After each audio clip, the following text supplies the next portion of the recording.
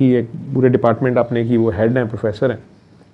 तो वो काफ़ी दिन से उनके मैसेजेस आ रहे थे, तबीयत उनकी ख़राब थी, मेरी उनकी पहले मुलाकात नहीं थी।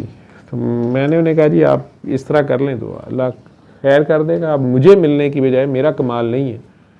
तो आज उन्होंने भी कुछ इस तरह का मैसेज किया हुआ था कि मैं चल के आ जाती हूँ, क्योंकि रैंक में वो बैल मेरे से सीनियर पोस्ट पे थी, तो आप मिलने से क्यों कतराते हैं। तो मैं गुजर ही उस साइड से रहा था, तो मैं उनके ऑफिस में चला गया। तो बाद में मुझे पता चला कि वो कहीं से मेरी रिश्तेदार भी बनती थी, मुझे नहीं पता था। और उन्होंने बताया कि मुझे आपकी फ़लाँ भतीजी भांजी के, तो मैंने बहुत मिन्नतें की, लेकिन वो इतना डरते हैं लोग आपसे कि मुझे एड्रेस नहीं दिया या दुआ सेशन में नहीं आने दिया। तो मैंने कहा आप मुझे ये बताएं कि जब आपकी ये 3 साल आगे 10 साल बीमारी जो है, जिसका कोई गैस्ट्रोएंटरोलॉजिस्ट नहीं ठीक कर सका, तो ये पहली रात से ही आप कहती हैं कि मैं सोई हूँ ऐसे और ठीक हूँ, तो मेरे से मिल के क्या करना था।